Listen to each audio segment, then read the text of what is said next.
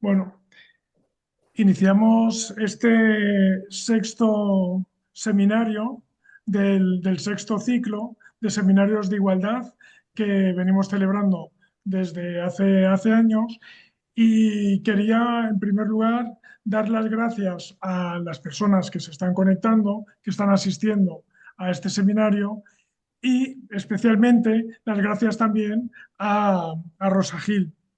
Rosa Gil es presidenta de la Asociación de Mujeres Juristas TEMIS, asociación que está presente en la organización de estos seminarios desde el primer año.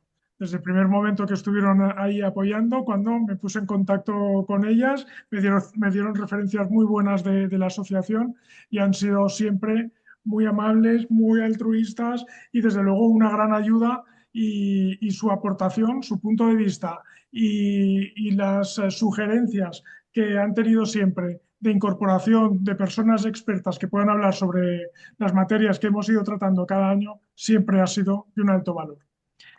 No me voy a extender mucho.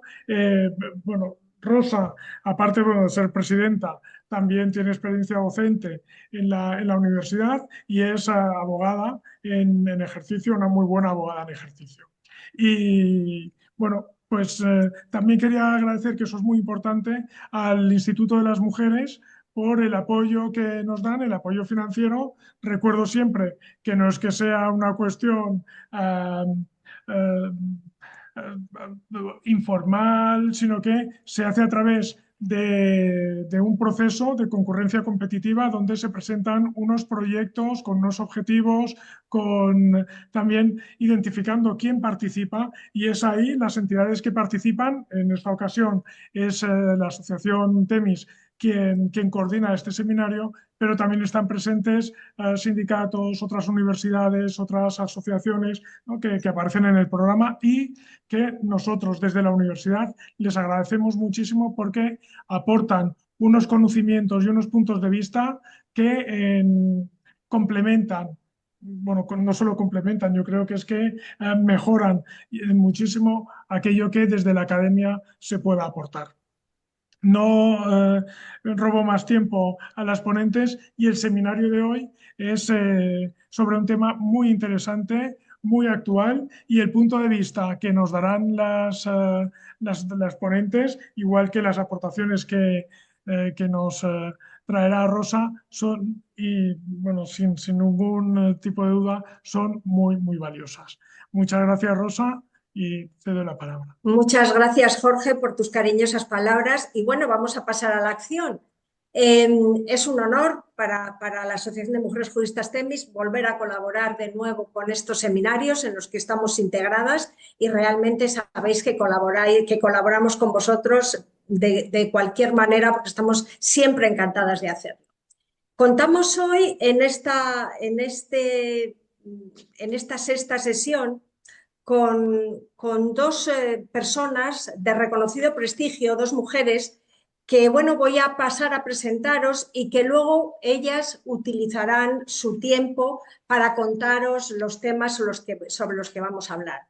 En primer lugar, va a utilizar o va a intervenir María Elena Pinilla. María Elena Pinilla es licenciada en Derecho por la Universidad de Valladolid y es especialista universitaria en agente de igualdad de oportunidades entre mujeres y hombres, también por la Universidad de Valladolid. Es docente en el posgrado de especialista de estudios de género y gestión de políticas de igualdad de la Universidad de Valladolid entre 2018 y 2020. Es docente, colaboradora, coordinadora y directora de trabajos en el Máster de Estudios de Género y Políticas de Igualdad de la Universidad de Valladolid entre 2009 y 2011. Docente y o coordinadora de diversas jornadas y cursos para otras entidades públicas o privadas. Desde el año 2008 es coordinadora del área de Mujeres e Igualdad y del programa de Agentes de Igualdad en Comisiones Obreras de Castilla y León. En segundo lugar, voy a presentaros, y será la segunda en intervenir, a Soraya Rodríguez Ramos. Soraya es abogada y funcionaria de la Administración local. Fue abogada de la primera casa de acogida de mujeres maltratadas que se abrió en Valladolid y directora del Centro de la Mujer del Ayuntamiento de Valladolid, compaginando la actividad con el ejercicio de la abogacía. También en su experiencia profesional ha sido profesora de la Escuela Universitaria de Relaciones Laborales de Valladolid, donde coincidimos durante un periodo, También en el ámbito político ha sido diputada en el Congreso de los Diputados, donde hay que destacar que fue la primera mujer que ocupó el puesto de portavoz parlamentario del Grupo Parlamentario Socialista en el Congreso. También eurodiputada elegida como independiente en las listas de Ciudadanos y portavoz de los temas de igualdad del grupo político Renew Europa en el Parlamento Europeo. Como veis, contamos con dos magníficas ponentes. Cada una de ellas nos va a hablar, las iré presentando según vayan interviniendo. En primer lugar, nos va a contar Elena y nos va a hablar del convenio 190 de la OIT. Cuando quieras, Elena. Muy bien, pues muchas gracias, Rosa, por tu presentación y bueno, estoy encantada de estar en esta jornada. Dar las gracias a la universidad, sobre todo bueno, a Jorge, pero a Eva sobre todo, que es una persona que nos ha facilitado muchísimo todos los trámites para participar. Y bueno, a ti, Rosa, pues porque siempre te agradezco que cuentes conmigo para que cualquier cosa que se te ocurra o cualquier cosa que se te proponga. Y nada, bueno, pues dar nuestra visión también de parte del sindicato y de cómo trabajamos ahí y bueno, pues también es una oportunidad para visibilizarlo. Bueno, y gracias a todo el mundo que está aquí, que no vemos, pero que sabemos que hay mucha gente participando, lo cual pues está fenomenal que os adentréis en este mundo de la igualdad en sus distintas versiones o vertientes, en este caso en el tema de violencia, ¿no? Bueno, voy a ver si... a ver. ¿Vale? Creo que se ve el documento. Bueno, me toca hablar del convenio 190 sobre violencia y acoso en el ámbito del trabajo, que, bueno, en realidad es una de las cuestiones en las que trabajamos día a día en las secretarías de mujeres, en este caso de comisiones obreras, que es donde yo trabajo. Y sobre todo le quiero dar un enfoque, bueno, quiero ser breve, que eso sí que lo he prometido.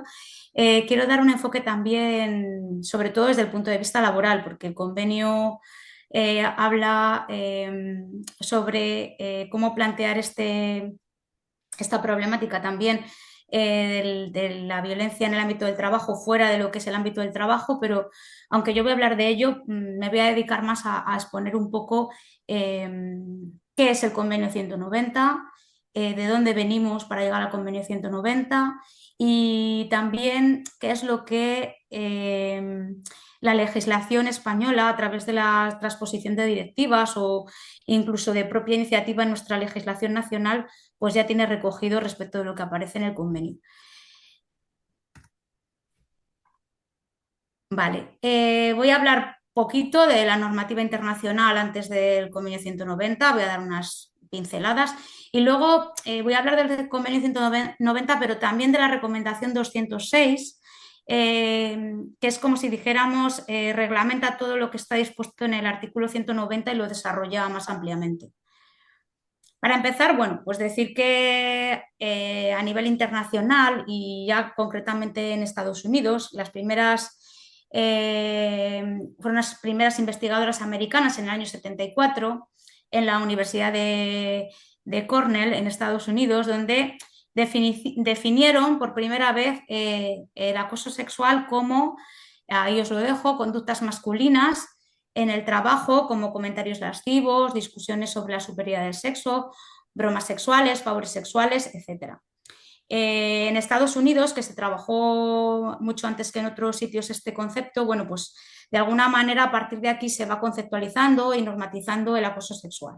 Fuera de lo que es Estados Unidos, bueno, pronto aparece el concepto de acoso sexual en la normativa internacional, como por ejemplo en la Recomendación General número 19 de la CEDAW en el año 1992, que se realiza tras la Convención sobre la Eliminación de todas las formas de discriminación contra la mujer.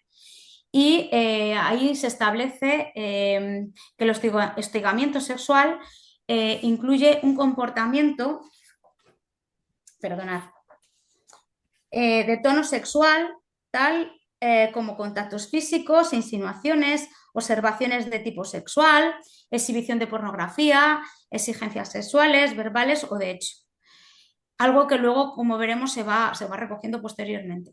También aparece la Declaración de la ONU del año 1993 sobre la eliminación de la violencia contra las mujeres, aprobada por la propia Asamblea de las Naciones Unidas, en la que, entre otras violencias contra la mujer, reconoce la violencia sexual, física, psicológica, perpetrada dentro de la comunidad en general, incluida la violación, el abuso sexual, el acoso y la intimidación sexuales en el trabajo. Por tanto, aquí ya lo recoge. Para hablar del convenio, como os he dicho, voy a ser muy breve porque hay más sitios donde se recoge, pero los principales son los que he comentado. Bueno, del convenio 190 voy a hacer referencia a los aspectos principales que recoge, que por un lado es la definición de violencia y voy a hablar de algunos aspectos importantes de la misma. También el ámbito de aplicación que tiene este convenio, qué principios fundamentales está fundamentado, nunca mejor dicho. Voy a hablar también de la protección y la prevención de las medidas de las que habla el convenio, también del control de la aplicación del mismo, las vías de recurso, la reparación, quejas, etcétera. Y por último, de la orientación y formación y sensibilización. De todo esto nos habla el convenio. Bueno, decir que, para empezar, que el convenio, este convenio, España se adhirió en el año 2022, en junio, pero que no fue hasta el 25 de mayo cuando entró en vigor en nuestra legislación española. Bueno, dentro del propio convenio, en su artículo 1, habla de la violencia y el acoso en el mundo del trabajo y establece como definición el conjunto de comportamientos y prácticas inaceptables o de amenazas de tales comportamientos y prácticas, ya sea que se manifiesten de una sola vez o de manera repetida, que tengan por objeto que causen o sean susceptibles de causar un daño físico, psicológico, sexual o económico, incluyendo la violencia y el acoso por razón de género.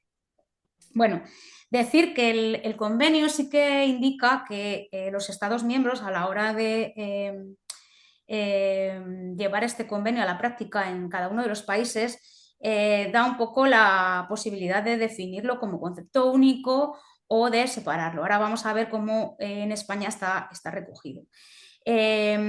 Imagino que sabéis que en el año 2007, que deriva la ley de igualdad entre hombres y mujeres que tenemos en España, aunque se ha ido reformando posteriormente, pero bueno, en esa ley, además de manera inicial, una de las cuestiones por las que se dio esa ley era para la transposición de dos directivas comunitarias que tenían que ver con la igualdad de oportunidades en el ámbito del trabajo, pero no solo del trabajo, sino en otros ámbitos, ¿no? Bueno, pues en una de ellas, concretamente la 2002/73, que habla del principio de aplicación de igualdad de trato entre mujeres y hombres, es a través de esta directiva donde se transpone en la ley de igualdad lo que significan tanto el acoso sexual como el acoso por razón de sexo. Bueno, antes de pasar a lo que se establece en el artículo 7 de esta ley de igualdad, sí que me parece muy importante esta definición que se establece en el convenio, porque si os dais cuenta en la definición, habla de que este tipo de prácticas se pueden manifestar una sola vez o varias veces.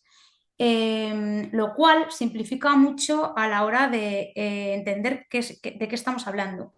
Y sobre todo porque durante los últimos años se ha estado dilucidando en varios ámbitos si con que una sola vez hubiera un determinado tipo de acoso valía para poder denunciar, si se tenía que repetir, etc. Yo creo que aquí lo deja bastante claro que con que se manifieste una sola vez ya se considera acoso. Bueno, en España, como os decía, la Ley Orgánica de Igualdad entre Mujeres y Hombres, la Ley 3/2007, ya establece, transferido de la directiva comunitaria, estas dos definiciones de lo que significa la violencia de género en el ámbito del trabajo, es decir, el acoso por razón de sexo y el acoso sexual. Está en el artículo 7.1 y 7.2 de esta ley y establece el acoso por razón de sexo como cualquier comportamiento realizado en función del sexo de una persona con el propósito o el efecto de atentar contra su dignidad, de crear un entorno intimidatorio, degradante u ofensivo.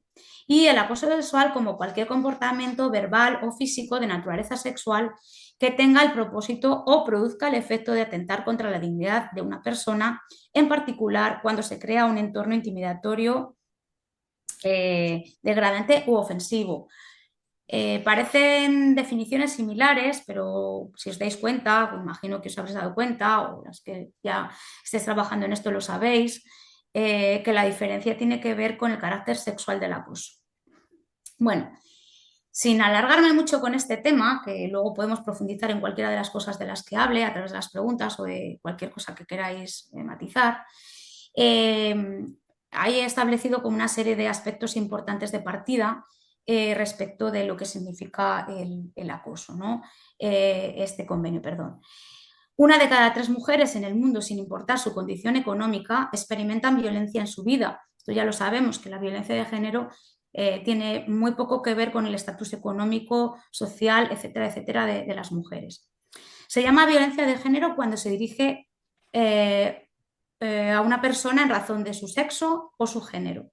La violencia afecta tanto a hombres como a mujeres, aunque las mujeres se ven desproporcionadamente más afectadas, y cuando desproporcionadamente es porque en estos casos es como a partir del 90%.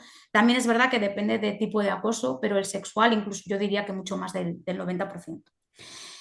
Los perceptores pueden ser gerentes, supervisores, pares, significa personas con tu condición, con tu misma categoría profesional, por ejemplo, dentro de una empresa o en tu mismo departamento, colegas, terceras personas como clientes, proveedores, amistades, etc.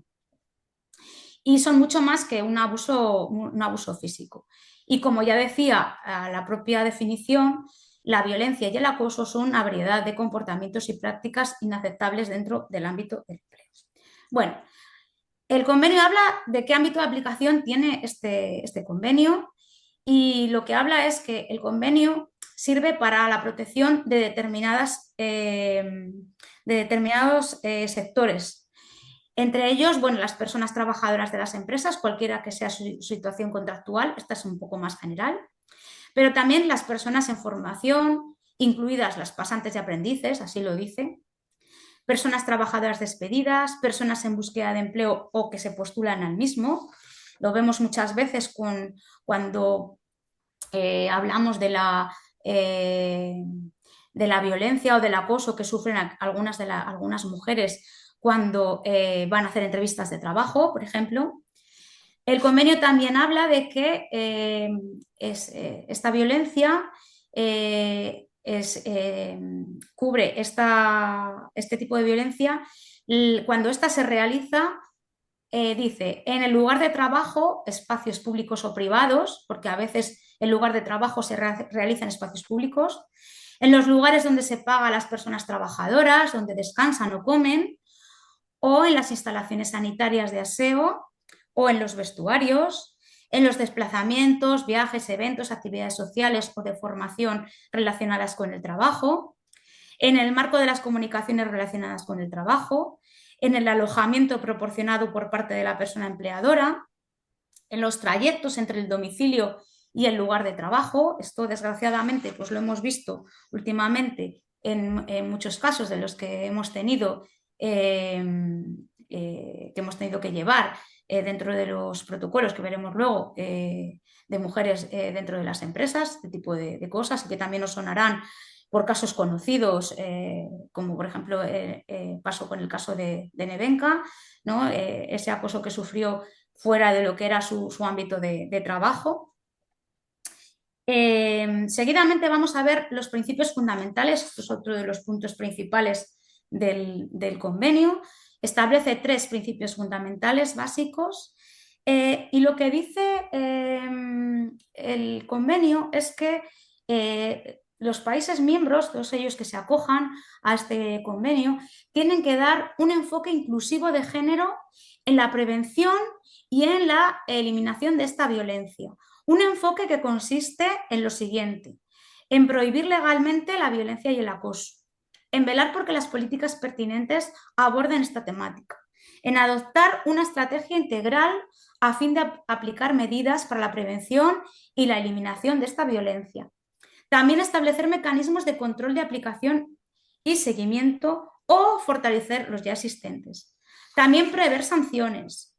Velar porque las víctimas tengan acceso a vías de recurso, reparación y a medidas de apoyo. Desarrollar herramientas, orientaciones, actividades de educación y formación, actividades de sensibilización, en forma accesible, según proceda. También garantizar que existan medios de inspección e investigación efectiva de los casos de violencia y acoso, incluyendo a la inspección de trabajo. Como en segundo lugar, también establece como principio fundamental el reconocimiento de los gobiernos, de las personas trabajadoras y sus organizaciones y empresas para aplicar y adoptar este enfoque que hemos hablado anteriormente.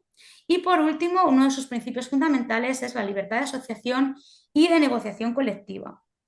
Todo esto indica el convenio unido con la eliminación del trabajo forzoso, la abolición del trabajo infantil, la eliminación de discriminación en materia de empleo y ocupación y el fomento del trabajo decente y seguro. Muchas de las personas que estáis aquí, sobre todo si sois de España, que digo esto porque sí que nos ha comentado Eva que hay participantes de otros países que no es el nuestro, decir que bueno, a nosotros esto nos suena un poco como ya ha pasado, es decir, ya regulado, ya normatizado, que ya parece de otro siglo, pero tenemos que tener en cuenta que es un convenio que es de aplicación a países que no tienen tanta legislación en la materia y que a lo mejor todo lo que a nosotras desde aquí nos parece algo lógico, pues en otros países no lo es tanto, ¿no? Bueno, en nuestro país todo esto que hemos visto se ha ido cumpliendo de una manera u otra en la legislación. Hay algún aspecto que todavía está sin reglamentar, sin cumplir, ahora veremos cuál es, pero bueno, que más o menos lo básico de todo esto ya lo tenemos recogido en nuestra normativa nacional. Bueno, voy a empezar por, cuando hablamos de medidas, habla de protección y medidas, el convenio habla de 4 fundamentalmente. Para esto, para hablar de todas estas medidas, voy a hacer mucha referencia a la recomendación 206 de las que he hablado al principio, porque en realidad lo que hace el convenio es enumerar, pero es a través de la recomendación 206 cuando se concretan mucho más todas estas medidas que establece el convenio. Perdonad un momento. Bueno, en primer lugar habla de la elaboración, aplicación y seguimiento de una política del lugar de trabajo relativa a la violencia y el acoso. Pongo ahí protocolo porque en realidad es lo que aquí denominamos protocolo, como vamos a ver seguidamente. Es decir, un procedimiento para que todo este proceso y todas estas medidas que tienen que ver con la prevención, con la erradicación y la sanción de este tipo de conductas, esté normatizada, y a eso es lo que llamamos protocolo, que vamos a ver luego. Bueno, el convenio lo que dice sobre este tipo de medida, ¿no?, es que debe de haber una afirmación de que la violencia y el acoso no son tolerados dentro de todas estas medidas. Dentro del compendio de conjunto de medidas, pues debe de haber una afirmación de que la violencia no van a ser toleradas. Deben de establecerse programas de prevención de la violencia y el acoso. Deben de definirse muy bien los derechos y obligaciones de las personas trabajadoras y de las empresas dentro del ámbito del trabajo. Debe de contenerse información sobre los procedimientos a presentar en el caso de quejas y hacer una investigación. También prever que todas las comunicaciones internas y externas relacionadas con incidentes de violencia y de acoso se tengan debidamente en consideración y se adopten las medidas que correspondan. También definir el derecho de las personas a la privacidad y a la confidencialidad, incluir medidas de protección de las personas denunciantes, las víctimas, los testigos, las personas informantes frente a represalias. Bueno, todo esto que en grosso modo es lo que he hablado antes, que denominamos protocolo, que denominamos protocolo de acoso sexual y acoso por razón de sexo en las empresas, que es lo que denominamos violencia en el ámbito del empleo. Bueno, vamos a ver cómo está regulado en nuestra legislación o cómo se ha recogido. Es verdad que el convenio indica que todo esto debe ser consultado con la representación sindical. Bueno, aquí en España hemos dado un paso más grande al recogerlo dentro de lo que significa la negociación colectiva y dentro de la negociación colectiva como un deber de negociación colectiva, que es muy importante. No solo la propia consulta, sino la obligación de las empresas de negociar todas estas medidas. Bueno, para empezar, diré que principalmente fue la Ley 3/2007, de la que he hablado antes, la que empieza a recoger tanto los conceptos, como he dicho anteriormente, como un establecimiento de medidas para prevenir la comisión de delitos u otras conductas contra la libertad sexual y la integridad moral en el trabajo, es decir, un desarrollo de lo que hemos visto antes, pero recogido en la propia normativa. Creo que es el artículo 46, no lo recuerdo bien, pero creo que es el 46, en el que establece que las empresas deberán promover condiciones de trabajo que eviten la comisión de delitos y otras conductas contra la libertad sexual y la integridad moral en el trabajo, incidiendo especialmente en el acoso sexual, el acoso por razón de sexo, incluidos los cometidos en el ámbito digital. Con esta finalidad se pueden establecer medidas que deberán negociarse, como yo os he dicho, eso es muy importante, con los representantes de los trabajadores, tales como la elaboración y difusión de códigos de buenas prácticas, la realización de campañas informativas o acciones de formación. Por otro lado, dice que también, porque igual que la ley establece obligaciones y deberes para las empresas, también la ley indica obligaciones y deberes para la representación sindical en las mismas. En el punto 2 dice: los representantes de los trabajadores deberán contribuir a prevenir la comisión de delitos y otras conductas contra la libertad sexual, la integridad moral en el trabajo, con especial atención al acoso sexual y al acoso por razón de sexo, incluidos los cometidos en el ámbito digital, mediante la sensibilización frente al mismo y la información a la dirección de la empresa de las conductas o comportamientos de los que tuvieran conocimiento y pudieran propiciarlos. Bueno, es verdad que se ha dado una nueva redacción a este artículo que se recogió en el 2007 en la Ley de Igualdad, sobre todo para incluir las violencias sexuales, como veréis, y algo muy importante, el ámbito digital, del que últimamente tenemos que prestar bastante atención, porque muchos de estos tipos de violencia en el ámbito del trabajo se producen a través de los medios digitales. También es la Ley Orgánica 10/2022 de Garantía Integral de la Libertad Sexual la que también desarrolla parte de lo que hemos visto anteriormente, cuando dice en su artículo 12 que las empresas deberán arbitrar procedimientos específicos para su prevención y dar cauce a las denuncias y reclamaciones que puedan formular quienes hayan sido víctimas de estas conductas, incluyendo las sufridas en el ámbito digital.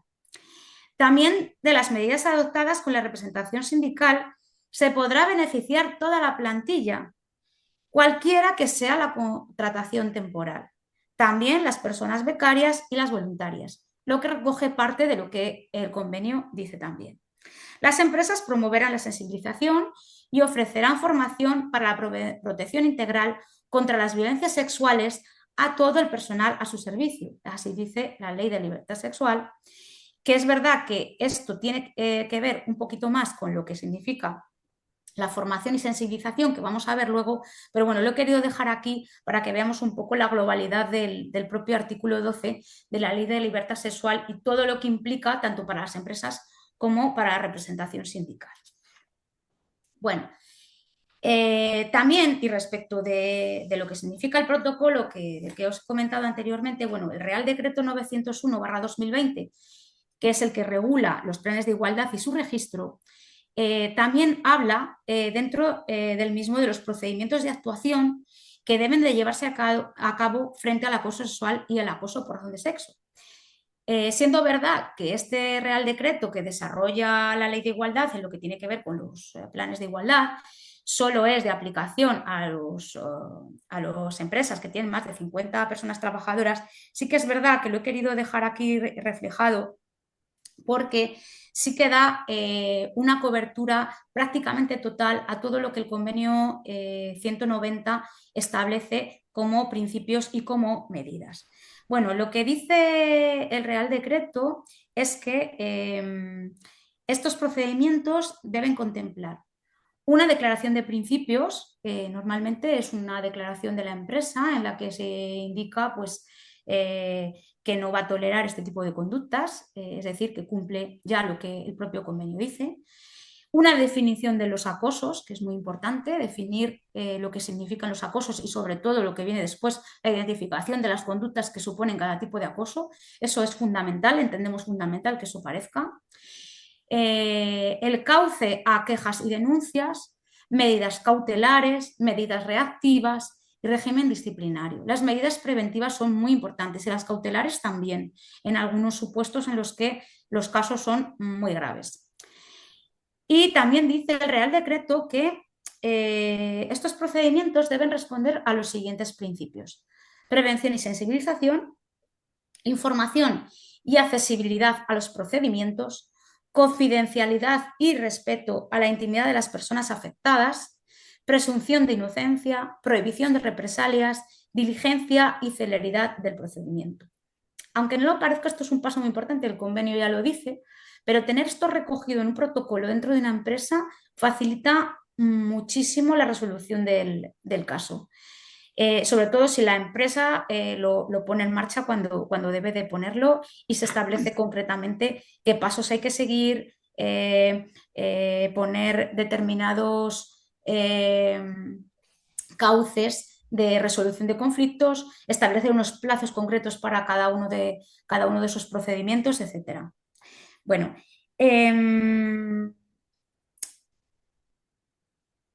vale, aquí me paro. Vale. La segunda medida que establece es la identificación de peligros y riesgos de la violencia. Y también indica claramente que incluyendo a los riesgos psicosociales. Como sabemos las personas que trabajamos en este tema, los riesgos psicosociales son básicos para detectar también si ha existido o no acoso dentro de la empresa. Entre otras cosas, porque también son fundamentales para otras cuestiones que no tienen que ver con la violencia, pero para este caso pues, es muy importante. Bueno, el convenio dice que debe de prestarse atención a todos aquellos riesgos que se derivan de las condiciones y modalidades de trabajo, organización del trabajo, gestión de recursos humanos, también aquellas que impliquen a terceros, ya sean clientes, pacientes, usuarios, etcétera, porque cuando nos encontramos con algún caso de acoso en el que las personas que tienen que ver con estos acosos no pertenecen a la propia empresa, la cuestión de dejar esto claro dentro de los protocolos y de cómo se establece es fundamental. También lo dice el convenio, por tanto, hay que tenerlo en cuenta. También las que se derivan de la discriminación, abuso de relaciones de poder y normas de género, culturales y sociales que fomentan estos comportamientos. ¿Y todo esto para qué? Pues para informar y capacitar a las plantillas sobre la existencia de estos peligros y riesgos y sobre las medidas de prevención y protección correspondientes. Es fundamental y básico que la plantilla de las empresas conozca que existe el protocolo, conozca que es un riesgo, que haya una valoración de riesgos, incluidos los riesgos psicosociales, etcétera, etcétera. Bueno, la Ley de Garantía Integral de la Libertad Sexual también recoge en relación con lo que he dicho anteriormente, que las empresas deberán influir, en la valoración de riesgos de los diferentes puestos de trabajo ocupados por trabajadoras, la violencia sexual entre los riesgos laborales concurrentes, debiendo formar e informar de ello a sus trabajadoras. Y esto es algo relativamente nuevo porque es del año 2022 y que cumple con lo que está establecido en el convenio, o al menos con parte del mismo. Es algo que nos queda bastante camino por recorrer y por reglamentar. Bueno, la tercera medida son medidas para los sectores, ocupaciones y modalidades de trabajo más expuestos a la violencia o el acoso, que así lo establece el convenio. Dice que son sectores como más expuestos a la violencia, pues lo que significa el trabajo nocturno, el trabajo aislado, el trabajo en el sector de salud, hostelería, servicios sociales, servicios de emergencia, transporte, educación, ocio y también en el trabajo doméstico. Y por último, también dice que hay que incidir en medidas para proteger a las trabajadoras migrantes. Es verdad que estas dos últimas medidas probablemente sean en las que haya que trabajar en el ámbito interno de nuestro país mucho más porque actualmente no hay mucho desarrollado en este tema. Sí que es verdad que la ley de libertad sexual establece algunas medidas concretas para la prevención de las trabajadoras migrantes, pero no lo relacionado con ser unas posibles víctimas de violencia en el ámbito del trabajo. Bueno, paso al siguiente punto, que es el control de la aplicación, las vías de recurso, reparación y asistencia. Solo voy a definirlas prácticamente porque el reglamento 206 lo que hace es los tiene definidos y tiene ejemplos para aburrir de cada una de estos puntos. Entonces, bueno, luego lo podemos ver si queréis, pero solo para definirlo y para que no se me vaya el tiempo, bueno, pues diré que el convenio habla que tiene que haber un seguimiento y un control de que esta ley se está aplicando realmente.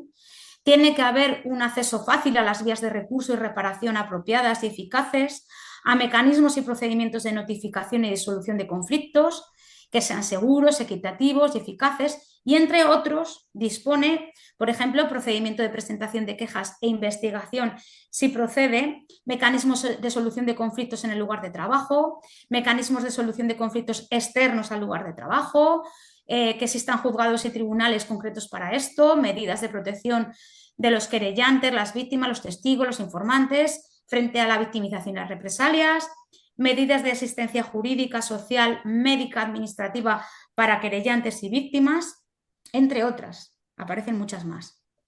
Bueno, también habla de protección de la privacidad de las personas implicadas, así como la confidencialidad y velar por ello, que se establezcan sanciones cuando proceda, que haya un acceso efectivo a los distintos mecanismos que tengan en cuenta las consideraciones de género, que sean seguros y eficaces, que se tenga derecho a alejarse de la situación de violencia sin sufrir represalias u otras consecuencias indebidas. Hablábamos antes de las medidas cautelares, esto es. Velar porque la inspección de trabajo esté facultada para actuar. Como os digo, en el convenio viene muchísimo más desarrollado, con muchos ejemplos en cada una de una de estas materias y no me voy a alargar. En muchos casos, las personas que trabajamos en ello sabemos que todo esto está prácticamente legislado en mucha normativa, otras cosas no. Sí que es verdad que la ley de violencia del 2004 y la ley de libertad sexual ha ayudado mucho al desarrollo de todo esto. Y me quiero detener en el punto 7, porque aquí hablas de velar porque la inspección de trabajo esté facultada para actuar y concretamente dice el convenio que la inspección de trabajo debe de recibir una formación específica sobre cuestiones de género para poder detectar y tratar estos temas. Y dice, incluidos los peligros y riesgos psicosociales, la violencia y el acoso por razón de género y la discriminación ejercida contra determinados grupos de trabajadores. Y esto lo digo porque, porque la inspección de trabajo es como una piedra en el camino en este tipo de violencia, al menos lo que hemos detectado en nuestro ámbito del trabajo con las víctimas y con las empresas. Bueno, y ya por último, hablar de la orientación, la formación y la sensibilización, que también aparecen como rasgos importantes dentro del convenio, en el que indica que los estados deben esforzarse por garantizar, junto con las organizaciones sindicales, esto sí que lo deja muy claro, siempre les da un papel predominante en este ámbito, junto con las empresas, un abordaje de este tema en las políticas nacionales, en las relativas a la seguridad y salud en el trabajo, la igualdad, la no discriminación, la inmigración. También orientaciones, recursos, formación u otras herramientas sobre esta temática dirigidas a empresas, plantillas y organizaciones sindicales, así como las autoridades competentes. También campañas de sensibilización y otras herramientas como las referidas a materiales didácticos para el alumnado y los y las profesionales de la comunicación. Esto lo veo menos porque me dedico más al ámbito del trabajo y esto, pero es verdad que en el ámbito educativo, que como ya sabemos todas y todos los que estamos participando aquí, pues es básico para esto y para otras muchas cosas. Y ya como último quiero cerrar esta exposición para hablaros del observatorio que desde Comisiones Obreras tenemos, el observatorio de acoso.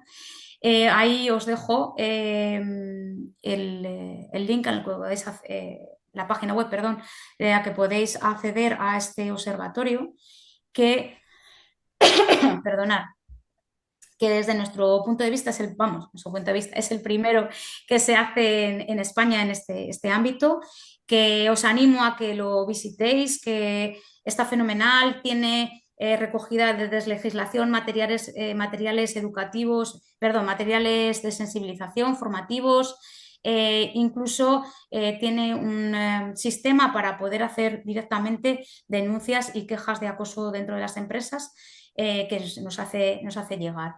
Entonces, bueno, daros las gracias y deciros que lo echéis un vistazo, que os va a servir también mucho como recordatorio de todo lo de lo que se va a hablar aquí probablemente, y también cuenta un poco el trabajo que desde el sindicato hacemos en el ámbito del acoso sexual y el acoso por razón de sexo. Y ya está, muchas gracias. Bueno, muchas gracias, Elena, por tu concisión, claridad en la exposición y dejar las cosas claras. Luego veremos las preguntas que ya están formulando y que haremos al final. Bueno, vale. Soraya, cuando tú quieras, comienzas. Bueno, pues muchas gracias, desde luego, a la universidad por la elaboración, la realización de estos seminarios, y muchas gracias a ti, Rosa, por haberme invitado a poder compartir brevemente mi experiencia en la elaboración, en la legislación de esta directiva contra violencia contra las mujeres y las niñas en la Unión Europea. Quisiera empezar diciendo que es verdaderamente incomprensible que la Unión Europea no tuviera hasta el pasado mes de abril de este año un instrumento jurídico para luchar de forma armonizada contra una de las peores consecuencias de la desigualdad entre mujeres y hombres, contra una lacra insoportable, que debería ser insoportable para sociedades democráticas, como es la violencia de género.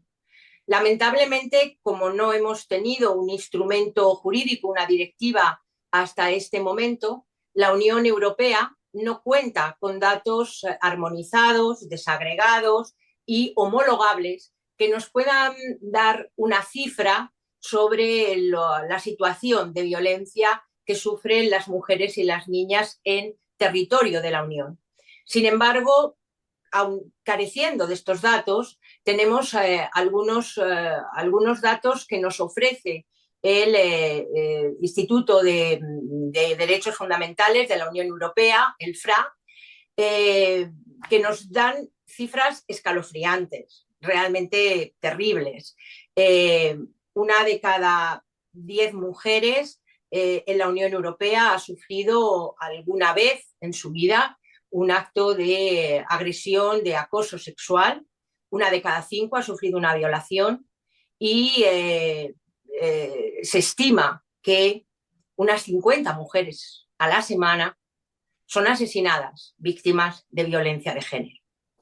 Si trasladamos esta cifra, esta brutal cifra, a cualquier otro fenómeno de violencia en la que ciudadanos europeos fueran asesinados en este número a la semana, 50 a la semana en territorio de la Unión, nos parecería imposible que la Unión Europea no contara con instrumentos jurídicos para luchar contra esta violencia y que esa violencia que se cobra la vida de más o menos 50 ciudadanos europeos a la semana, no estuviera incluida en los tratados de la Unión como un eurocrimen, porque indudablemente una sociedad democrática, unos gobiernos responsables necesitarían instrumentos jurídicos transnacionales para luchar contra estos asesinatos.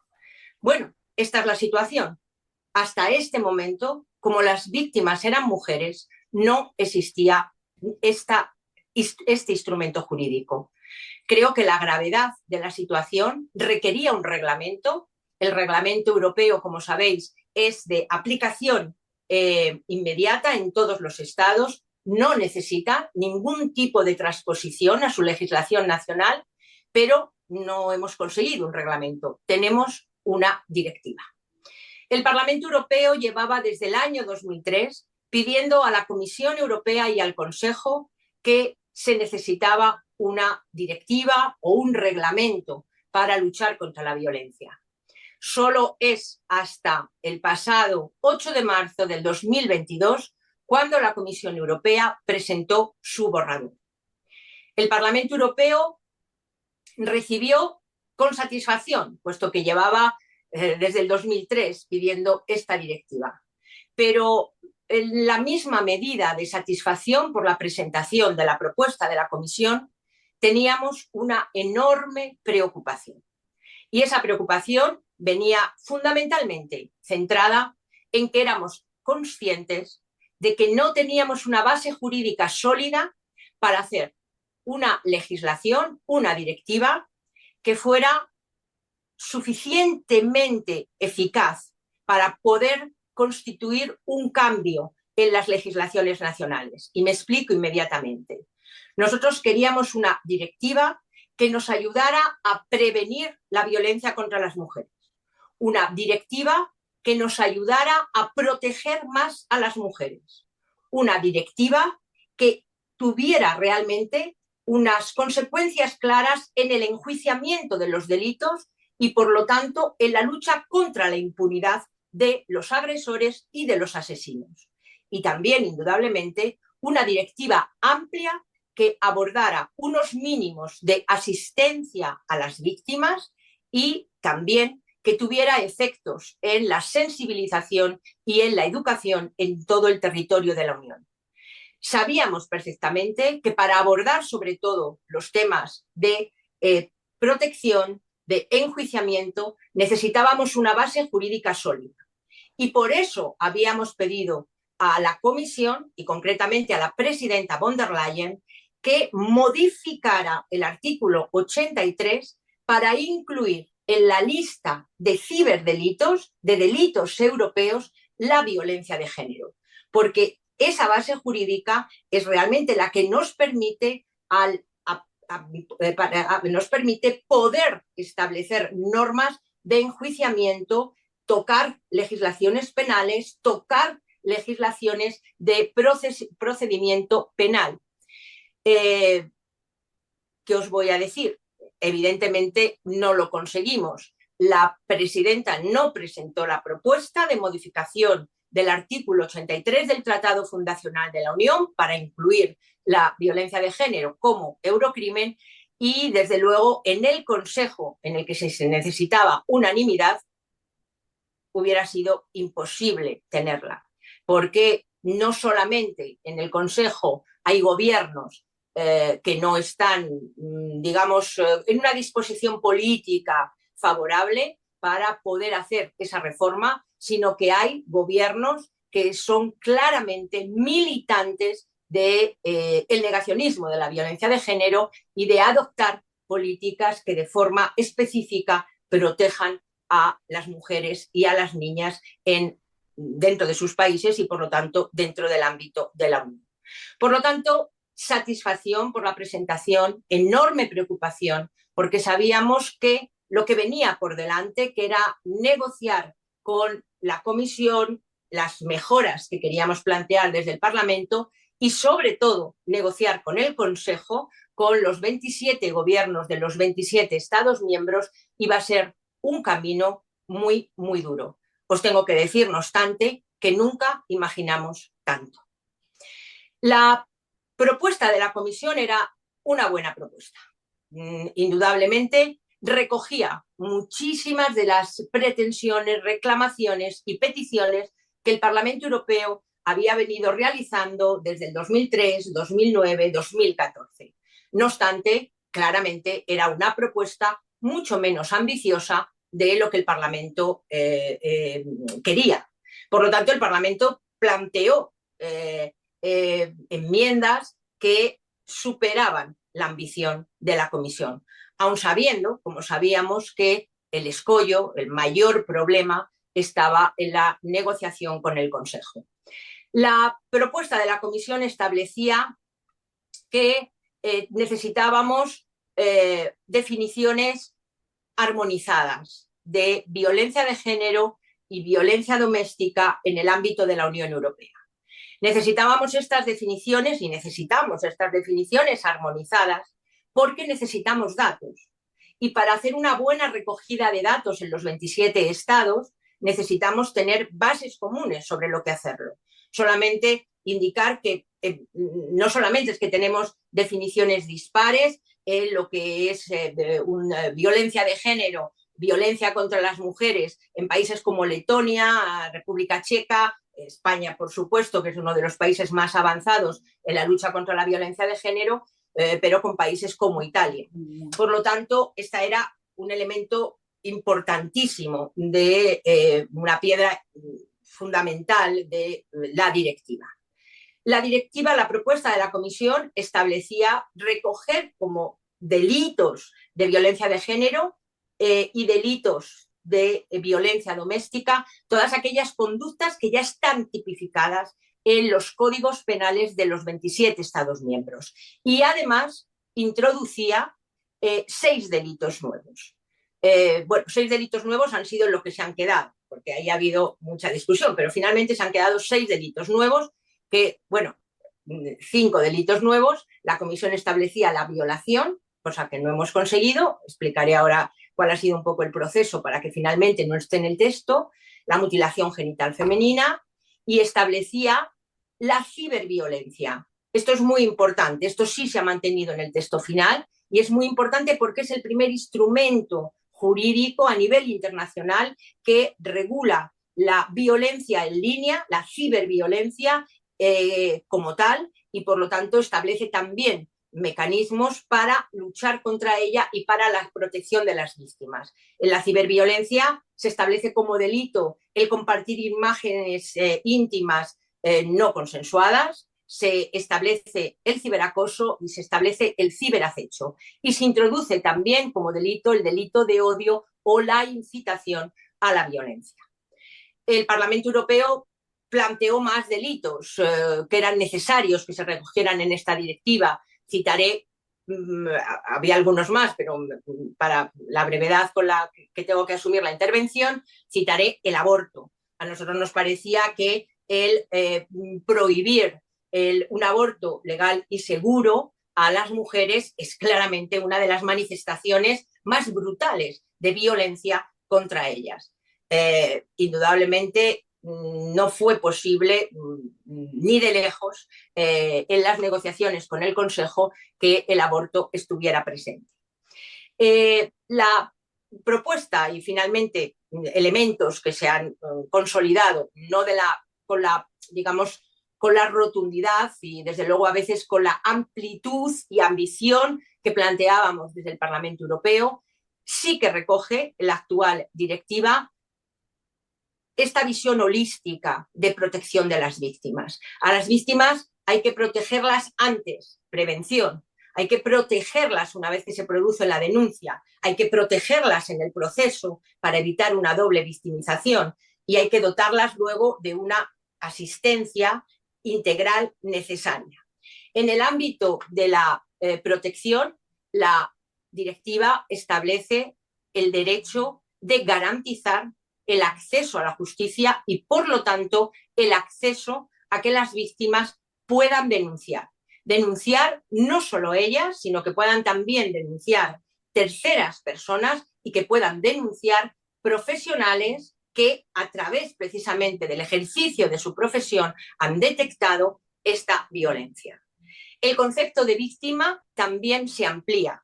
Fue también una negociación dura y difícil que los hijos de las mujeres víctimas de violencia, hasta este momento, en muchísimos países, no se les considera víctimas, sino que se les considera testigos, niños testigos. Solamente cuando el menor directamente ha sido agredido físicamente por el agresor, se considera que es víctima, pero es indudable, que cualquier niño que es testigo, que vive en un entorno de violencia, que ve diariamente o de forma continua el ejercicio de la violencia contra su madre, no es solamente un testigo de la violencia, es una víctima clara de la violencia. Por lo tanto, esa ampliación del concepto de víctima también es muy importante.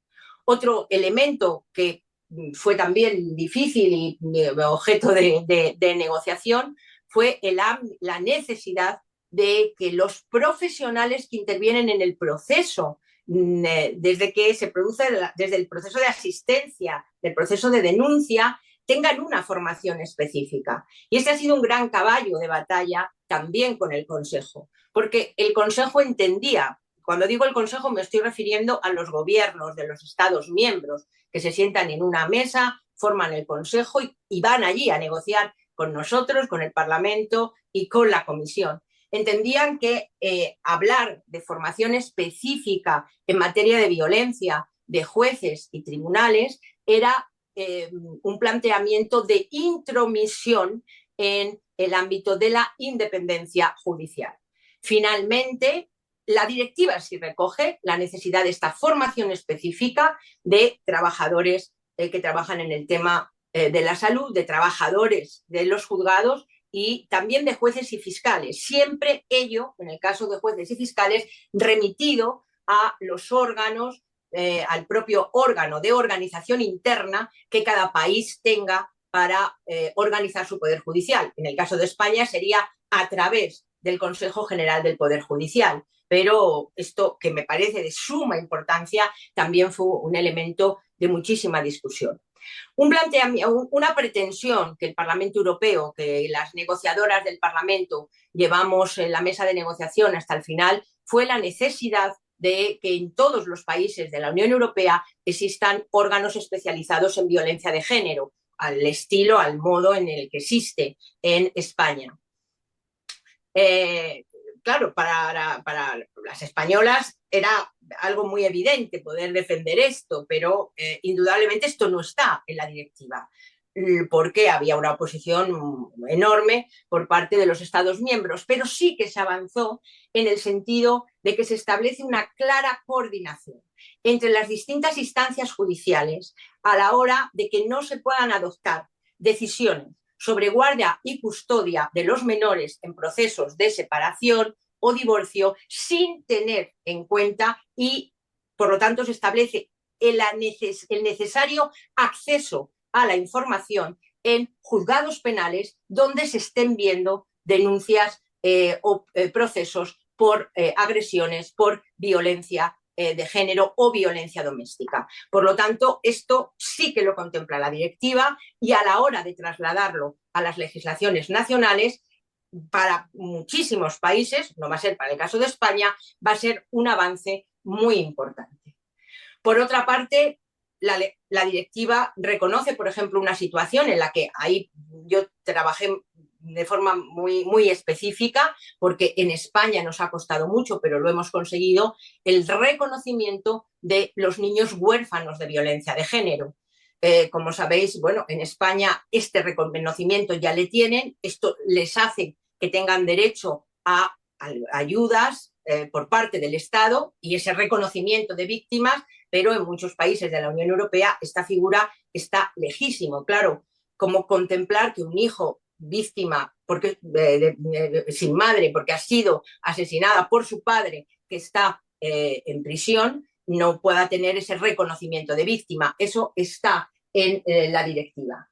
También se avanza, se avanza en las medidas de protección. Nosotros teníamos muy claro que la víctima, independientemente de su nacionalidad y del país en el que hubiera sufrido la agresión, tenía que ser inmediatamente protegida y que esa protección tiene que venir por el alejamiento del agresor. Por lo tanto, el agresor tenía que estar fuera de casa y tenía que estar fuera de su lugar de trabajo. Ahí planteamos, desde luego, las medidas. Disculpadme un momento, que ahora voy a beber agua. Planteamos las medidas de alejamiento y nosotros, los españoles, pusimos encima de la mesa el control cibernético a través de las pulseras telemáticas de los agresores.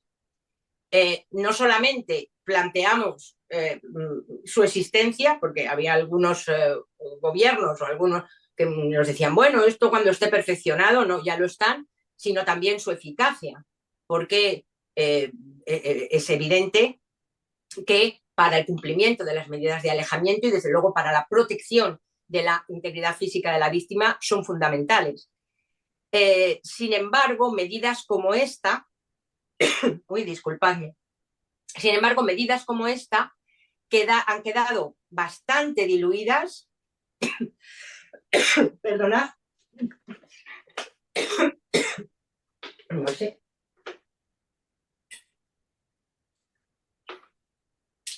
Bueno, esto pasa cuando no quieres que te pase, te pones nerviosa y pasa más. Yo creo que ahora puedo continuar, disculpadme. Lo que decía es que medidas como esta han quedado bastante diluidas en la directiva porque han quedado condicionadas a que los Estados miembros tengan presupuesto suficiente para ponerlas en marcha. La verdad es que es muy lamentable que en este debate y en las negociaciones que tuvimos con el Consejo, cuando estamos hablando de vidas humanas, con las cifras dramáticas que hay en todos los Estados miembros sobre asesinatos por violencia de género, hayamos tenido que condicionar una medida absolutamente eficaz para el alejamiento del agresor y para la defensa de la vida de la persona a estas consideraciones presupuestarias. El tema de las casas de acogida y de los refugios seguros están presentes en la directiva y por lo tanto la obligación de los Estados de tenerlo. El Parlamento Europeo queríamos establecer un número de refugios por cada 10.000 habitantes, de tal manera que se estableciera un mapa de refugios seguros mínimos en cada uno de los Estados miembros, que además de cubrir lo que son las grandes ciudades, cubriera también las situaciones rurales y de ciudades intermedias. Esto no se ha conseguido llevar, pero indudablemente la obligación de esta existencia de refugios seguros para las mujeres y sus hijos está en la directiva. Hay, por lo tanto, avances importantes en la directiva. Hay carencias enormes, como por ejemplo el que la violación haya tenido que ser suprimida de la propuesta inicial de la Comisión. ¿Por qué? Porque había más de 18 Estados miembros que lo consideraron como una línea roja. Y lo consideraron como una línea roja no porque, en fin, no tuvieron la osadía de decirnos en las negociaciones que la violación no es un acto de violencia extrema contra la mujer, sino que se escudaron en que no había base jurídica para que la comisión pudiera establecer una directiva en la que los Estados miembros se vieran obligados a modificar su código penal. Si fuera un eurocrimen, sí. Si no hay base jurídica para ello, nos dijeron que no.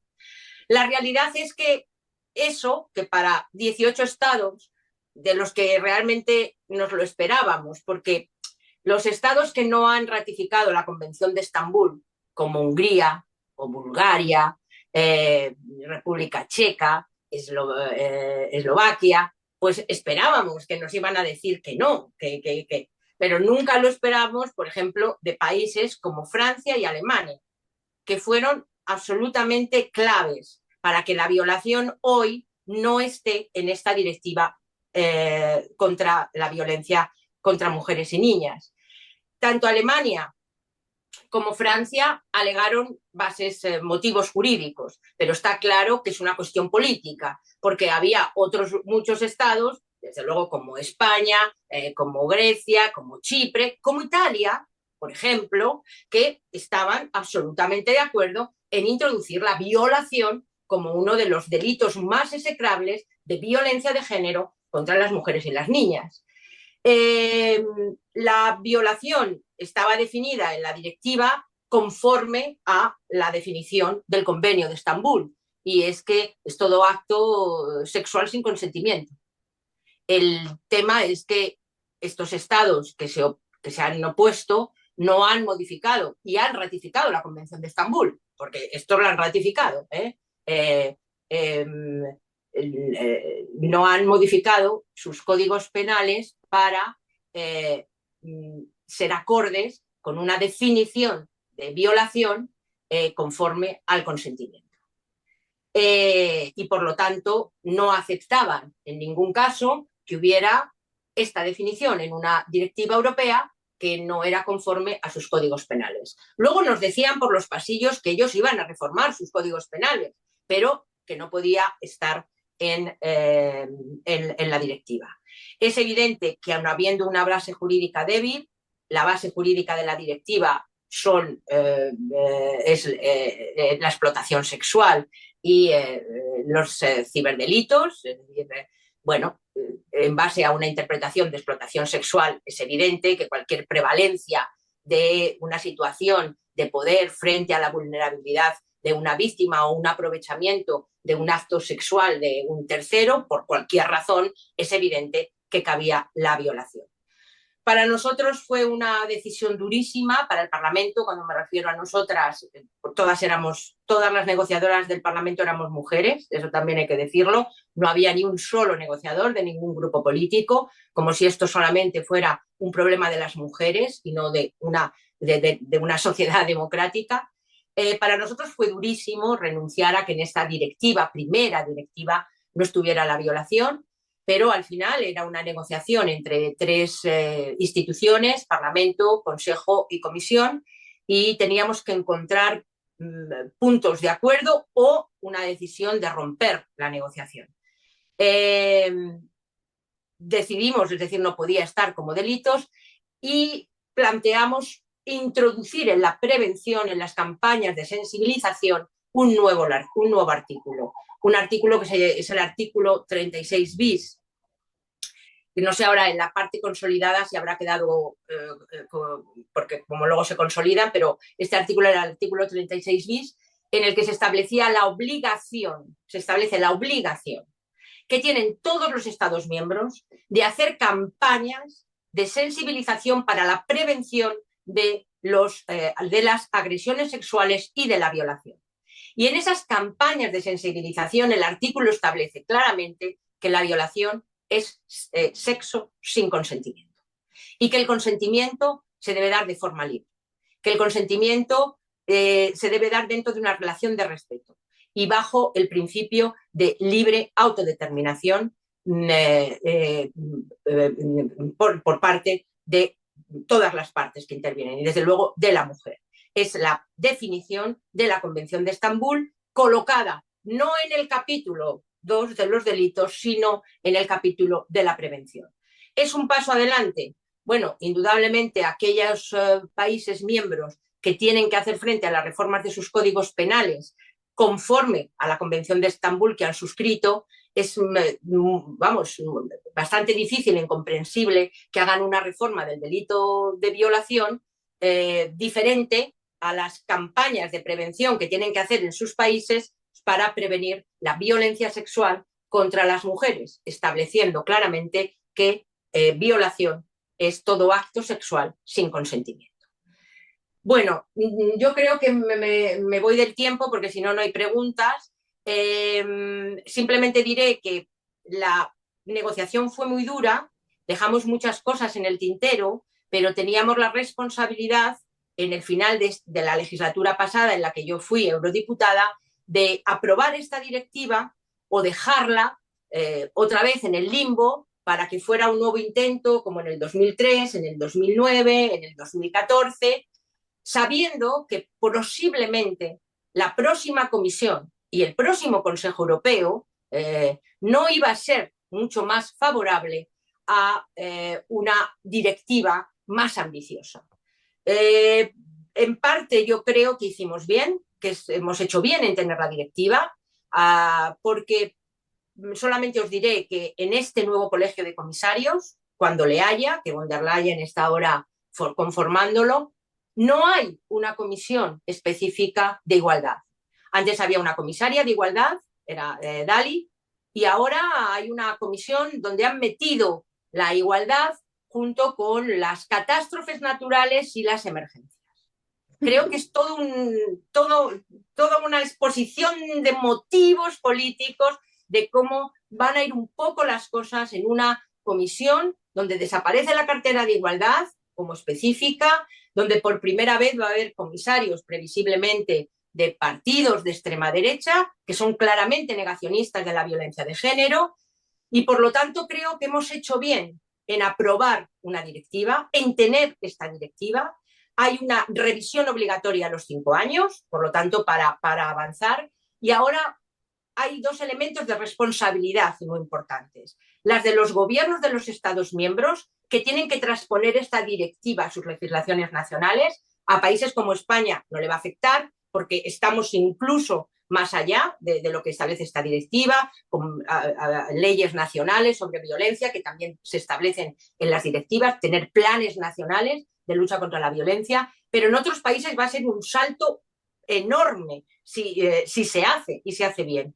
Y hay una gran responsabilidad de la nueva comisión, que tiene la obligación de vigilar la implementación de esta directiva, y también del nuevo Parlamento Europeo, que es la voz, indudablemente, de las ciudadanas, de los ciudadanos, pero de las ciudadanas europeas, de las asociaciones de mujeres que llevan luchando años por conseguir esta directiva, y ahora tienen que ser la voz y la demanda de que esta directiva se implemente bien y se renueve a los 5 años, consiguiendo introducir muchas de las cosas que nos dejamos en el tintero. Bueno, perdonadme, me he ido muy deprisa, pero el tiempo apremiaba. Espero que os haya podido dar una visión. Bueno, no sé qué pasa, que se me va la cámara. Voy a intentar salir, no sé qué pasa, pero bueno, oye, ahora. Bueno, muchísimas gracias, Soraya, de verdad que ha sido un enorme placer. Supongo que para los 72 participantes que están en este momento también, escuchar en vivo y en directo los entresijos de la negociación política de esta directiva tan importante para los europeos, que, como tú dices, para España no representa ningún avance, pero sí para muchísimos países de nuestro entorno tan cercano como has comentado, Francia, Bélgica, Alemania, y por supuesto para aquellos países que todavía les queda mucho por alcanzar en igualdad, como puede ser Polonia, como puede ser Chequia, como puede ser Eslovaquia, como puede ser, bueno, todos los que conocemos que pertenecían entonces a la llamada Unión Soviética. Es decir, les va a costar mucho, pero desde luego es un gran avance para las mujeres de estos países. Y sobre todo, a mí me ha encantado yo ya lo conocía un poquito, pero me imagino que los que están presentes, escuchar cómo ha costado tanto, cómo al final, si leemos la directiva, podemos pensar, pero ¿cómo se ha quedado en esto? ¿Cómo no avanza más? ¿Cómo no define la violencia de género? ¿Cómo en algún momento hace referencia, pero se remite a la violencia doméstica? Se entiende perfectamente tras tus palabras, tras contarnos todo lo que habéis sufrido, todo lo que estábamos pendientes muchos europeos de que finalmente, antes de acabar la legislatura anterior, se pudiera aprobar, con lo cual, bueno, ha quedado así, pero esperemos que se modifique para mejor o por lo menos que no se retroceda, porque de aquí a 5 años no sé cómo quedará esto y cómo se legislará en la Unión Europea. Bueno, pues vamos a pasar a las preguntas, al turno de preguntas, que había bastantes. Y bueno, vamos a ver, porque primero había un montón de ellas para, para Elena, muchas de las cuales, bueno, pues creo que incluso las ha ido ella respondiendo, pero bueno, voy a algunas a destacarlas. Eh, dice una compañera, Eva, quería preguntar a Elena cómo considera ella que el convenio 190 va a afectar al acoso laboral o moving, ya que para este se requiere reiteración.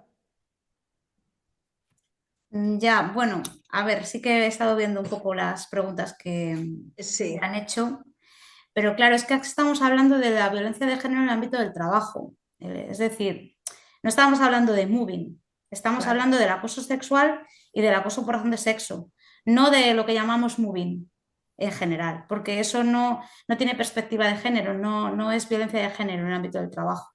Claro, lo mismo, hay una compañera, bueno, hay alguien que pone asistente anónimo que decía que de cara a que si se iba a unificar el concepto de acoso laboral con el de acoso sexual y por razón de sexo. Evidentemente no tiene nada que ver, cada uno tiene una definición, como tú nos has contado, como consta, como nos has explicado y como figura en todos los sitios. Son tres conceptos absolutamente diferentes y diferenciados en nuestra legislación y en el convenio clarísimamente. Eh, no sé si alguna cosa de las que has leído, Elena, te llama la atención. Bueno, me han dicho lo del artículo, que es el 48, gracias. Sí, eso ya lo he visto, sí. Sí me han preguntado, sí, algunas cosas respecto, pero quizá porque a lo mejor no se entiende muy bien la diferenciación entre los tipos de acoso, porque hablan mucho de acoso en moving, de la diferenciación que existe entre unas cosas y las otras, ¿no? Todo lo que tiene que ver con acoso en el ámbito laboral que no sea por el hecho de ser mujer, no es algo que recoja este convenio. O sea, este convenio habla de lo que se llama violencia sexual en el ámbito del trabajo o violencia por el hecho de ser mujer. Que es verdad que el acoso por razón de sexo es moving también, pero por el hecho de ser mujer. Entonces, tiene una característica concreta, no es moving, no es solo moving, ¿no? Y luego he visto algo el tema de la inspección de trabajo, también han hecho alguna pregunta. A ver, la inspección de trabajo, el problema que tiene y que hemos detectado desde hace mucho, sobre todo cuando hemos empezado a negociar los planes de igualdad, donde es obligatorio recoger un protocolo de acoso sexual y acoso por razón de sexo, ¿vale? Es que no tienen recursos. Y los pocos que tienen están infrautilizados para todo lo que tiene que ver con igualdad.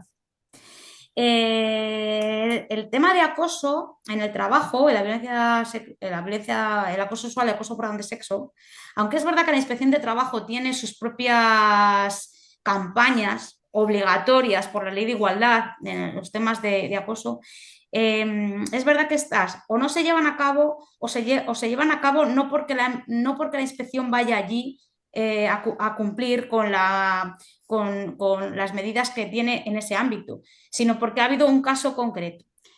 Es complicado, sí, porque nos es complicado también a nosotros desde el sindicato a veces poder demostrar, o sea, que las mujeres puedan demostrar que eso existe, ¿no? O que eso se ha dado. Yo creo que también la inspección de trabajo tiene un problema de formación. Primero de recursos y luego de formación, porque no tienen formación, ya no en acoso, no, en igualdad. Porque para entender lo que significa la violencia de género, tienes que saber qué significa la desigualdad, qué significa la diferencia de roles de género, lo que significa la discriminación que sufren las mujeres cuando entran en el trabajo, cuando están en el trabajo, cuando van a salir del trabajo. Entonces, cuando no tienes formación en eso, nunca vas a poder ir a una empresa y vas a poder visibilizar algo. Y menos en estos casos que tienen que ver con la salud de las trabajadoras, porque hablamos de violencia en el ámbito del trabajo, pero está muy relacionado con la salud. Y eso es algo que el convenio, no lo he dicho antes, pero me parece que ha acertado muy mucho cuando habla de la perspectiva de género en la salud en este ámbito, porque los efectos más brutales de estos acosos tienen que ver con la salud de las trabajadoras, que nosotras hemos visto en el sindicato mujeres destrozadas, pero destrozadas totalmente, ¿no? Algunas de ellas incluso han terminado teniendo una incapacidad de por vida. Entonces, cuando tú no entiendes de dónde parte que exista esa violencia, igual que existen otras, nunca vas a poder visualizar que existe o cómo se puede estar dando un acoso en esa empresa. Entonces, yo creo que, pero igual que para los inspectores, me refiero para los operadores jurídicos en muchos ámbitos o para lo que sea, lo que sí que detectamos es que existe una falta de formación en general de las personas que intervienen en todos los procesos que tienen que ver con violencia. Es verdad que cada vez menos, pero por ejemplo en el ámbito de la inspección de trabajo o en el ámbito laboral falta mucha formación. Claro, ¿no te parece que en el fondo están incumpliendo en materia de violencia en el ámbito laboral con el contenido de la LOGILS cuando se exige una formación especializada para todos los operadores jurídicos de todas las administraciones públicas? O sea, es un mandato de la LOGILS. Y de hecho, a ver, yo sé que a través del Instituto de las Mujeres y a través del Ministerio de Igualdad se están haciendo cursos para el funcionariado en materia de igualdad, para que no haya ningún problema, para que conozcan el contenido de la ley, para que se formen en violencias, etcétera. Pero yo creo que, claro, como estos cursos tampoco son obligatorios, sino que de alguna manera, obviamente, bueno, pues se ofrecen al funcionariado, pero no todos se apuntan, bueno, pues ahí encontramos esos déficits de formación, insisto, en muchísimos operadores jurídicos. Pero yo creo que es por desidia que no quieren formarse porque no creen en la igualdad, porque si no, evidentemente, se formarían en esta materia. Y yo además, como abogada ejerciente, considero también que la Inspección de Trabajo hace una auténtica dejación en materia de denuncias por acoso por razón de sexo y acoso sexual, dejando y señalando que, bueno, cuando tengáis una sentencia condenatoria, venís y abrimos expediente. Esto es lo primero que se dice a un trabajador que va por su cuenta a denunciar esta situación, a una trabajadora, porque a lo mejor si denuncia el sindicato quizás tenga más fuerza, pero cuando es una trabajadora la que denuncia y va a ponerlo en conocimiento de la Inspección de Trabajo, que le ha ocurrido eso, que lo ha puesto en conocimiento de la empresa, que la empresa no ha hecho ni caso, que ha hecho oídos sordos, que, bueno, pues incluso puede tomar acciones frente a la propia trabajadora denunciante, simplemente dice, bueno, cuando tengas una sentencia vienes y entonces abrimos expediente. Me parece terrible. Yo es algo que critico siempre a la inspección, que lo que hacen es, en vez de cumplir con el mandato que se les da, lo único que hacen es, bueno, cuando yo tenga algo donde apoyarme, entonces sí, porque evidentemente está dentro de las infracciones y sanciones del orden social a la hora de sancionar a esas empresas por no evitar el acoso laboral y el acoso por razón de sexo. Perdón, el acoso sexual y el acoso por razón de sexo. También el acoso laboral, pero no es de lo que estamos hablando hoy. Entonces, a mí me parece que realmente hay un déficit muy importante por parte de la inspección, sí. Bajo mi punto de vista. Si me permites, Rosa, sí. Yo, en relación a la formación, que es que el tema de la formación es clave para trabajar en temas de violencia. Bueno, en el caso de violencia de acoso sexual en el trabajo, de violencia de género. Es decir, no puede ser una opción, porque la formación es clave para detectar en muchos casos lo que está pasando. En la mayoría, en el caso que tú ponías, la imposibilidad de demostrar, ¿no?, un acoso sexual, una agresión, cuando solamente normalmente se produce cuando no hay nadie. Por lo tanto, está el testimonio de la víctima y la versión del agresor, ¿no? Por lo tanto, poder realmente detectar bien, ¿no?, los síntomas, la situación, lo que ha pasado, necesitas una formación específica. Pero igual sucede en el campo de la violencia para todo el tipo de profesionales que intervienen en una denuncia. Muchas veces para ser ellos capaces de denunciar. Entonces, esa formación debe ser una formación obligatoria para poder realmente ejercer con eficacia ese trabajo. Yo os puedo decir que del debate de la formación que tuvimos en la directiva, ¿no?, para la formación obligatoria de jueces, fiscales, pero luego también de todo el personal, hay además una idea de que cualquier formación en género, en violencia de género, en políticas de género, es ideología. Entonces a un profesional no le puedes dar ideología, no estás dando ideología, estás dando una formación específica para una violencia específica que, por cierto, se produce contra la mitad de la población mundial y europea o española. Y entonces yo creo de verdad que es una batalla que estamos un poco perdiendo. Al final en la directiva se contempla el tema de la formación, conseguimos derivar el tema de jueces y fiscales a los órganos, pero el debate fue especialmente duro, especialmente áspero, por esta idea también un poco de que, bueno, hay una idea que yo creo efectivamente que ha ido ganando espacio, van ganando la batalla, de que la ideología de género es una ideología, como cualquier otra. Entonces, claro, ¿por qué vas a dar ideología a un profesional? Entonces, sí. Esto es gravísimo, es gravísimo. Sí, pero de hecho es así, se considera eso, ese es el problema. Claro. Ese es el problema. Porque además, si tú formas al personal en materia de género, hombre, le tienes que contar y enseñar qué es. Y evidentemente hay mucha gente que lo confunde con ideología, efectivamente. No, es lo que es. No es lo que es lo que es. Y pasa lo que pasa, porque no tenemos, o sea, a lo mejor sí que contamos con formadores buenos. No es por decir nada, pero por ejemplo, la asociación que ahora represento, hemos dado este año 2 cursos para operadores jurídicos promovidos por la Delegación de Gobierno de Violencia de Género, precisamente en la LOGILS, todos los aspectos, desde los tipos penales, desde el ámbito laboral, desde todos los ámbitos. Y la verdad es que sí que tengo que decir que se han agotado las plazas, es decir, tanto el primer curso como el segundo se han agotado las plazas y la verdad la gente estaba interesada. Pero claro, yo creo que se llega a muy poca gente, porque ¿qué haces? ¿Formar a nivel nacional a 250 profesionales? Por Dios, ¿cuántos hay? ¿Cuántos hay? Tú fíjate, ahora tenemos pendiente la formación de todos los centros de crisis que tendrían que estar creados antes del 31 de diciembre. Ese personal, ¿cómo le van a conformar? Porque es competencia de las comunidades autónomas. ¿Cómo van a estar conformado? ¿Qué personal tal? Pues a ese personal hay que formarle, porque lo dice la ley, lo dice fundamentalmente la LOGIS, que es la que lo regula. Creo que, bueno, pues que hay muchos puntos que tenemos ahí pendientes, que quizás es una piedra en el zapato, como tú decías también respecto de la inspección de trabajo. Bueno, a lo mejor hablo mucho, porque hay más preguntas que estoy viendo. Y bueno, aparte de que algunas se repiten respecto de Elena, respecto a Soraya, hay algunas preguntas que dice una compañera, vamos, una Eva. ¿Cuándo se transpone esta directiva? Bueno, los tiempos de transposición de la directiva están, es decir, en cada ordenamiento interno.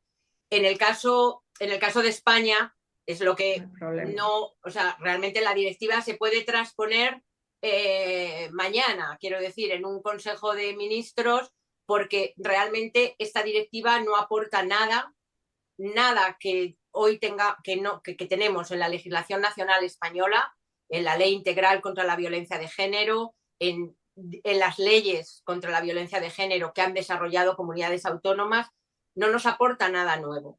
Pero indudablemente en el plazo de 2 años deberían estar traspuestos en las legislaciones nacionales del resto de Estados miembros, y ahí es donde vamos a encontrar que, bueno, pues que países que tienen unas carencias enormes porque no tienen nada, porque no tienen... Es que en muchos países, por ejemplo, cuando decía que la directiva dice serán delitos de violencia de género y de violencia doméstica aquellos tipificados como tales en legislaciones nacionales.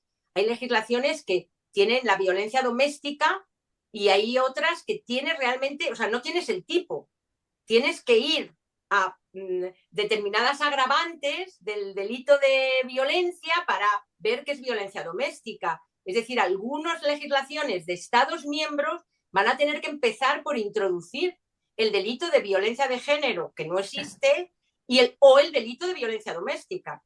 Quiero decir que para que veamos el desequilibrio, la descompensación. Y una vez que se transpone a la legislación nacional, es cuando los estados van a establecer sus plazos para comenzar a hacer lo que su propia ley nacional les dice. Por ejemplo, la directiva dice que tiene que haber planes nacionales integrales de lucha contra la violencia de género, que tienen que incluir todos los ámbitos y todos los operadores, el ámbito judicial, el sanitario, los servicios sociales. Claro, pues un país puede decir, será en el 2027 cuando aprobemos la primera estrategia o en el 2029. Claro, aquí tiene también que la Comisión esté encima de los Estados miembros, es muy importante para ver cómo se cumple el plazo de la transposición, qué plazos se ponen para establecer, por ejemplo, la formación o que los códigos penales se modifiquen y a los niños testigos de violencia se les considere víctimas.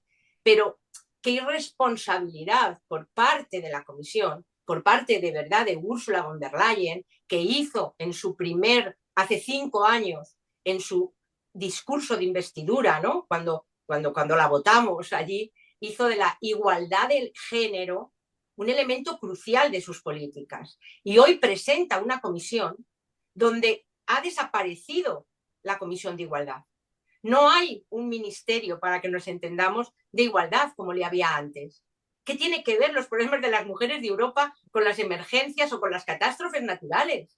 Pues entonces, hombre, yo soy un poco pesimista, pero bueno, desde luego mucho mejor tener la directiva que no tenerla, ¿eh?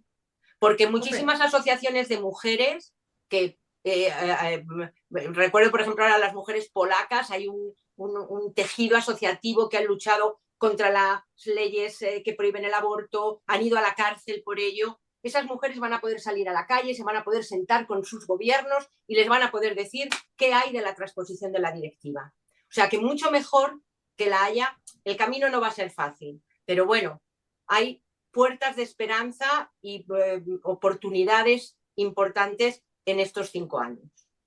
Bueno, y si no, luego siempre se puede utilizar, si no se transpone, tras el plazo, el efecto directo, aunque no fuera directo, porque está y no se ha traspuesto. Pero bueno, claro, eso ya sería mucho hablar y sería un fracaso. Requiere actividad positiva. Porque no, está claro. En este caso es imposible. Pon en marcha refugios, órdenes de protección, las medidas de alejamiento. Tienes que tener una disponibilidad y una disposición política. Que tienes que hacerlo, que si no es imposible. También hay preguntas, bueno, al hilo de lo que comentaba yo al principio, esa no distinción, porque no hay distinción clara entre lo que en el artículo 2 respecto de la violencia doméstica. O sea, pero claro, ya lo has explicado, ya lo has señalado, evidentemente. Igual que en España en los últimos años, desde hace 3 o 4 años, se está intentando por determinados grupos políticos asimilar la violencia de género a la violencia doméstica, ¿qué no decir lo que sucede en Europa? Entonces, evidentemente, a mí me llama la atención desde un punto de vista jurídico, porque luego contándonos los entresijos es evidente cuando define lo que es violencia doméstica, bueno, pues efectivamente dentro de la unidad familiar, etcétera, etcétera. Pero luego añade, o bien entre cónyuges, parejas, exparejas, es decir, mezcla tanto la violencia de género la asimila a violencia doméstica. Creo que es un retroceso que sabemos que es imposible de hacer, pero bueno, quizás esto también le pueda servir de munición a estos grupos españoles negacionistas que niegan la violencia de género. Pero bueno, es lo que hay. El objetivo fundamental es que si tú dices violencia de género tipificada en los códigos penales de los Estados miembros, hay muchos códigos penales que no tienen esa tipificación, pero sí tienen la violencia doméstica. Sí, no, está claro. Entonces, violencia de género y violencia doméstica tipificada, claro, de ahí viene. Pero indudablemente la violencia de género es, es un concepto y la violencia doméstica es otro. En España lo tenemos muy claro, desde luego desde un punto de vista jurídico lo tenemos clarísimo, porque yo de otra cosa no estaré orgullosa, pero de la legislación en esta materia de mi país estoy muy, muy orgullosa. Desde luego. Bueno, también hay preguntas, preguntas, reflexiones por parte de muchos respecto de la formación obligatoria. Dice Eva, para que la formación fuera obligatoria tendría que asimilarse a la formación de la prevención de riesgos laborales, que tienes que tener el curso de prevención. Bueno, pues sería una fórmula, pero vamos, evidentemente la legislación lo deja claro, que tienen que formarse. Esto es como cuando suspenden una pena a los maltratadores y les obligan a hacer un curso en materia de violencia de género para que sepan distinguir, para que tal. Hay algunas personas que creen que esto sirve, pero yo creo que si obligatoriamente te formas sin querer formarte, no te vas a formar nunca. Entonces, yo no sé cuál sería el remedio, pero entiendo que, bueno, pues que a lo mejor los funcionarios lo tenéis o lo tienen mucho más claro, es decir, la formación está dentro de su jornada habitualmente, eso encima les sirve para puntos, para ascensos, traslados, etcétera.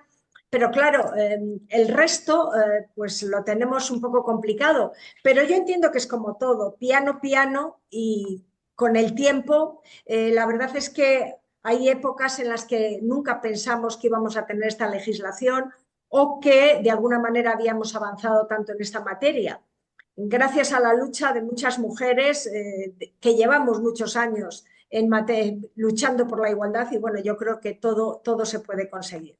Deciros también que, fíjate, hay una reflexión de Rosa Martínez que dice: nosotras en sanidad estamos formando a profesionales desde 2007 y estamos viendo un retroceso en la formación, pero sí que hay muchos profesionales interesados. Esto es evidente, hay un retroceso porque la gente se retrae, o sea, está como está la sociedad, o sea, estamos en contra de, no a favor de, o a favor de, o sea, todos estamos en contra de algo y así no, desde luego no podemos avanzar.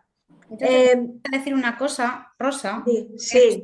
He visto algunas preguntas relativas a qué pasa en las empresas, si no hay sí, en las pequeñas empresas y en... A ver, la ley obliga a todas las empresas, independientemente del número de trabajadores y trabajadoras, que tengan a contar con medidas de prevención y medidas de erradicación del acoso. Es decir, todas las empresas tienen que tenerlo. Otra cosa es que, evidentemente, como la inspección hace una dejadez de funciones en este sentido, no se están solicitando. Pero igual que digo una cosa, también digo la otra. Y es que, gracias a que se ha avanzado en la legislación y en la obligación, porque aquí es como todo, primero la ley y luego ya la cumplo. Pero sí, o sea, la ley no viene por una demanda social, sino todo lo contrario, es decir, hacer la ley y como me obligas a cumplirla, pues entonces ya no me queda otra. Entonces, eso nos ha ayudado, por lo menos a nosotras, a avanzar mucho en los planes de igualdad, pero también en los protocolos de acoso en las empresas. Porque gracias a la ley, y sobre todo al desarrollo de la ley y a la obligación de tener protocolos en las empresas de más de 50, protocolos negociados dentro del plan de igualdad, sí que se ha conseguido que, al menos en algunas empresas, se avance en este ámbito. Y es raro ahora que no haya alguna empresa que no lo tenga. Digo empresas de más de 50, las pequeñas es verdad que todavía. Lo que ha ayudado mucho, ya no solo la concienciación de las empresas, la empresa ahora se lo toma como mucho más en serio que se lo tomaba antes, sino a tener un recurso del que tirar a la hora de hacer denuncias. Y lo que sí que hemos visto este año es que, primero, que se han incrementado muchísimo las denuncias. Muchísimo. Sobre todo las de acoso sexual. No sé. no es que haya más, sino que se visualizan más y que las mujeres jóvenes, sobre todo, están denunciándolo todo ahora. Y esa es la diferencia que había antes.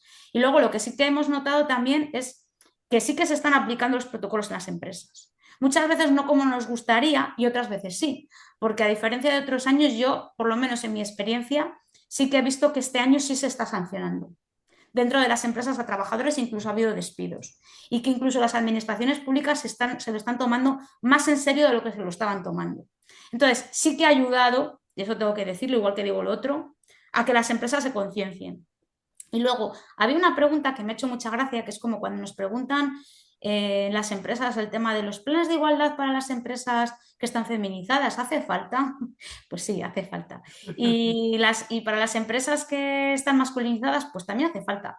Porque, como he dicho antes, y que también lo establece el convenio, los protocolos no es solo para las personas que trabajan en las empresas, sino las personas que se relacionan con las empresas. Y no van a ser hombres siempre, aunque las empresas sean masculinizadas. Entonces, siempre tiene que haber un protocolo y siempre tienes que tener una previsión. Es más, el acoso sexual, evidentemente, y en la gran mayoría de los casos, no es el 99%, las víctimas son mujeres y los agresores son hombres, perdón, pero en los acosos por razón de sexo, yo diría que por la experiencia que tenemos hay un 50-50.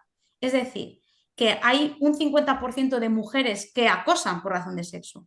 Es verdad que la gran mayoría son mujeres las que son víctimas, pero también pueden serlo hombres, porque el acoso por razón de sexo tiene que ver con tu rol de género dentro de la empresa. Es decir, los hombres que solicitan lactancias, solicitan reducciones de jornada o excedencias, también están siendo a veces acosados en las empresas por eso. Y eso es acoso por razón de sexo. Entonces, en una empresa masculinizada también es necesario tener un protocolo para todo lo que te digo. Igual que en una empresa feminizada, es muy importante tener un plan de igualdad. Fundamental, tienes toda la razón. Bueno, pues no hay nuevas preguntas.